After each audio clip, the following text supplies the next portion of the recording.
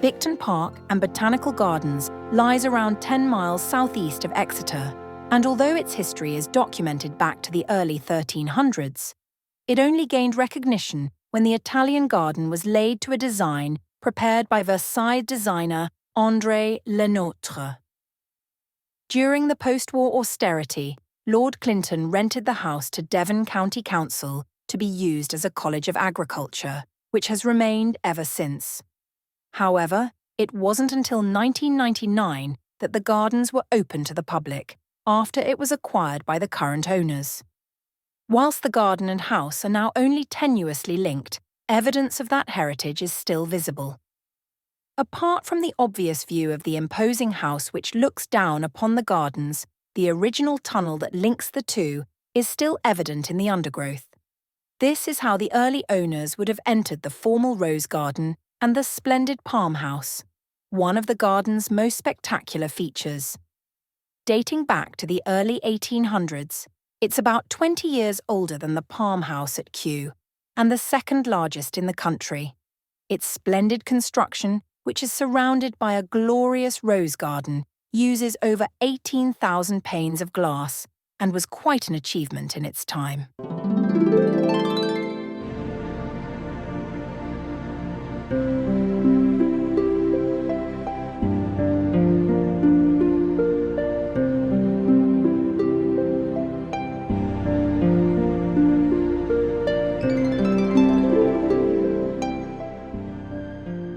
In the mid-19th century, Bicton provided an ideal home for exciting new plants when a nursery in Exeter became the hub of horticultural discovery.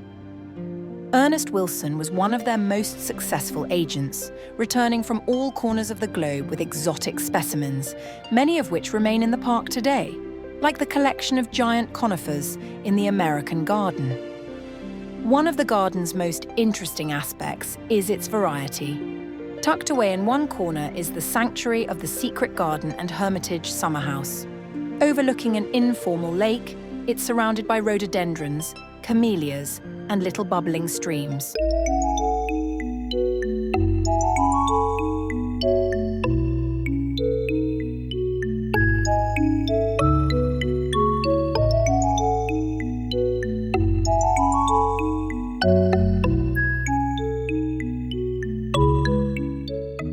For visitors, who are a little less able, there's even a railway that circumvents the park.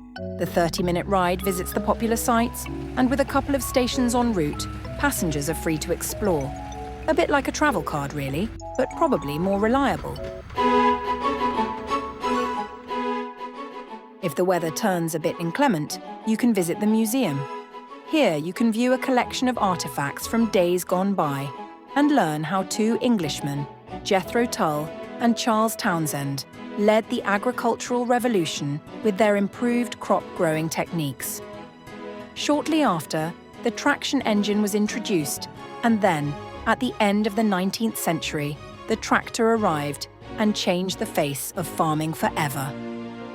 One of the most intriguing stories is the building of St. Mary's Church in the southeast corner of the park. It was erected, at her own expense, by Lady Louisa Rolle. This highly talented and respected lady was also responsible for the Palm House, the Hermitage Summerhouse, and the American Garden, as well as a major influence on Bicton's development as a garden of botanical importance. Built on the site of a medieval church, the ruins of which still remain. It's not clear who the intended parish was, as there'd not been a village of Bicton since the Black Death wiped it out in 1348, along with 1/3 of Devon's population.